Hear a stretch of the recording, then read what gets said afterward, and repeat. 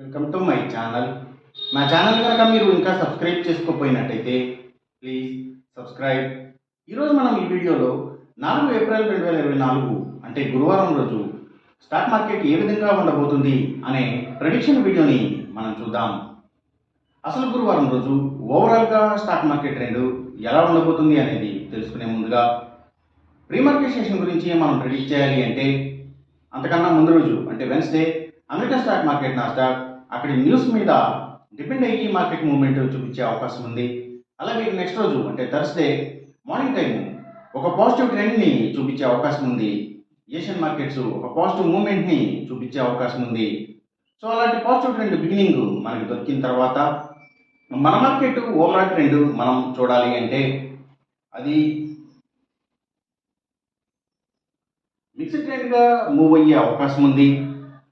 So ఆ mixed trend movement అనేది ఎక్కువగా ఎటువైపు జరుగుతుంది అంటే అది ఎక్కువ అప్ ట్రెండ్లో జరుగుతుందా లేదా ఎక్కువ డౌన్ ట్రెండ్లో జరుగుతుందా అనేది మాత్రం గ్లోబల్ మార్కెట్ ట్రెండ్స్ మీద అలాగే ఇంకా మన మార్కెట్ ట్రెండ్ మీద న్యూస్ మీద డిపెండ్ అయ్యి డిసైడ్ అయ్యే అవకాశం ఉంది.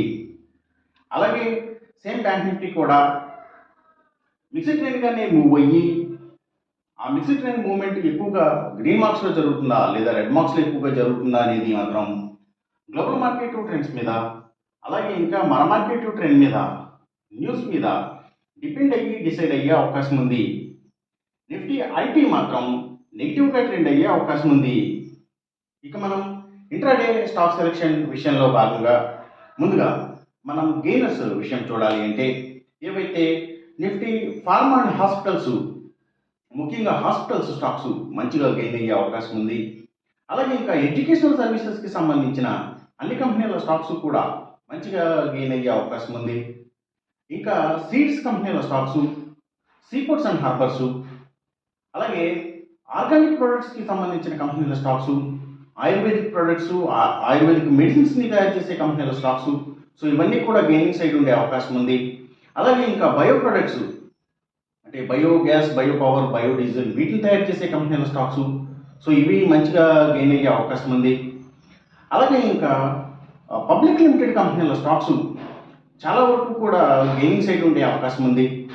అలాగే ఇంకా రియల్ ఎస్టేట్ సెక్టర్ స్టాక్స్ ప్రత్యేకించి ల్యాండ్స్తో డీల్ చేసే కంపెనీల స్టాక్స్, సిమెంట్స్ కంపెనీల stocks, Nifty automobile sector stocks, so ఇవన్నీ కూడా అప్ ట్రెండ్ని చూపించే అవకాశం ఉంది.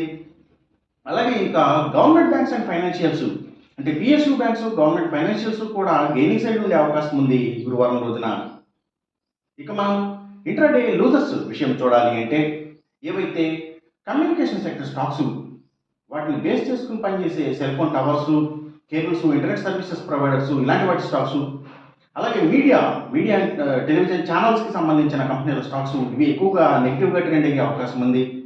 అలాగే లగ్జరీ హోటల్స్, డైమండ్స్, ఫ్యాషన్స్ ఇలాంటి వాటి స్టాక్స్, అలాగే బిగ్ ఎంటర్టైన్మెంట్ స్టాక్స్ అంటే సినిమాల థియేటర్ల కంపెనీల స్టాక్స్ ఎక్కువగా నెగిటివ్గా ట్రెండ్ అయ్యే అవకాశం ఉంది.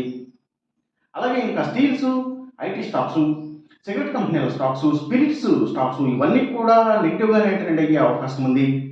అలాగే FMCG stocks, foods and beverages కంపెనీల స్టాక్స్ కూడా డౌన్ ట్రెండ్ని చూపించే అవకాశం ఉంది గురువారం రోజున. ఇక మనం ఎంసీఎక్స్ ట్రేడింగ్ విషయం చూడాలి అంటే ఏవైతే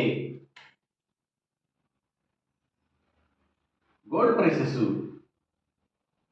అలాగే crude oil and natural gases prices ఇవి, అలాగే సిల్వర్ ప్రైసెస్, సో ఇవన్నీ కూడా పెరిగే అవకాశం ఉంది.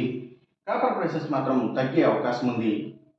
ఈ చెప్పిన రిజల్ట్స్కి ఏమాత్రం వ్యతిరేకంగా జరుగుతున్నట్టు మీకు అనిపించినా సరే ఇమీడియట్గా మీ బెట్ల నుంచి వెనక్కి వచ్చేసేయండి.